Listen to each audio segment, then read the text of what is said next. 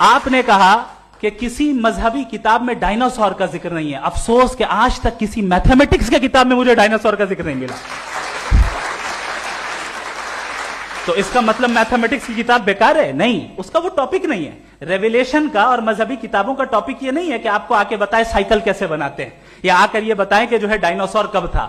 وہ تو مورالیٹی سکھانے آیا ہے, گاڈ کے بارے میں بتانے آیا, نان فزیکل ریالٹی کی حقیقت کو سکھانے کے لیے آیا. ریلیجن سائنس کو روکتا ہے؟ نہیں روکتا. اگر روکتا ہے تو غلط کرتا ہے. ریلیجن سائنٹزم کو روکتا ہے, جس میں ہمارے جاوید صاحب مبتلا ہیں.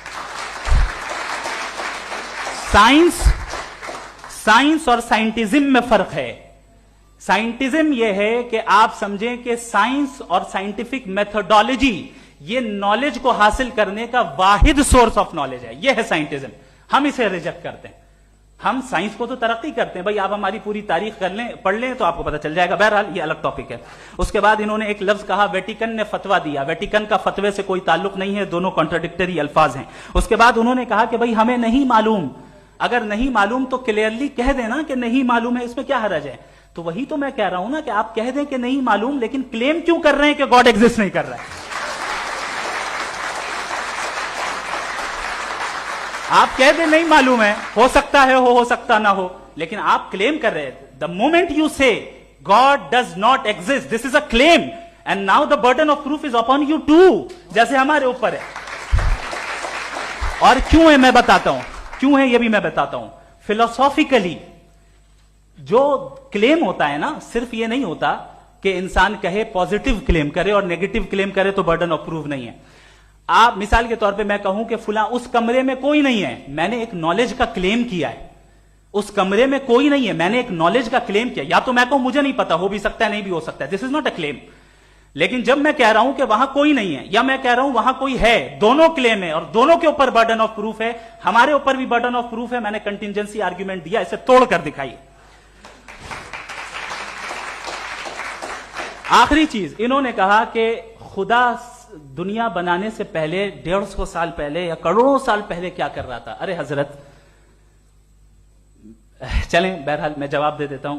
آپ ہمارے ریسپیکٹڈ پرسنالٹی ہیں, اگر آپ نہیں ہوتے تو میں اسے انٹرٹین ہی نہیں کرتا.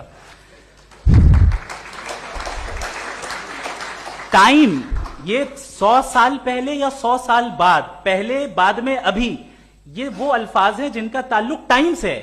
ٹائم شروع ہی ہوا ہے یونیورس کی بگننگ کے بعد, تو اس کے پہلے خدا کیا کر رہا تھا, سوال اللاجیکل ہے, یہ فیلسی ہے. یعنی آپ یہ کہہ رہے ہیں کہ یونیورس کے بننے سے پہلے خدا کیا کر رہا تھا. ٹائم کے بننے سے پہلے کا تعلق ٹائم سے, ٹائم اس وقت تھا ہی نہیں, تو یہ سوال ہی انویلڈ ہے خدا کے تعلق سے. دوسری چیز, آرگیومنٹ آف کنٹینجنسی جو میں نے آپ کے سامنے پیش کی ہے, آپ نے بار بار یہ پروف کیا اور یہ کہہ رہے ہیں کہ گاڈ آف گیپس.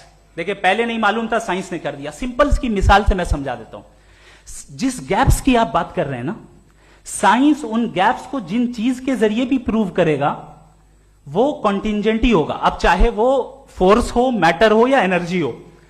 لہذا سوال ہمارا اس وقت بھی ویلڈ ہوگا جب تک کہ آپ نیسیسری بینگ پہ نہ آ جائیں, اور انفینٹ ریگریس پاسبل نہیں ہے of causes in practical world, تو ظاہر ہے کہیں رکنا پڑے گا. جہاں رکیں گے وہی خدا ہے. دوسری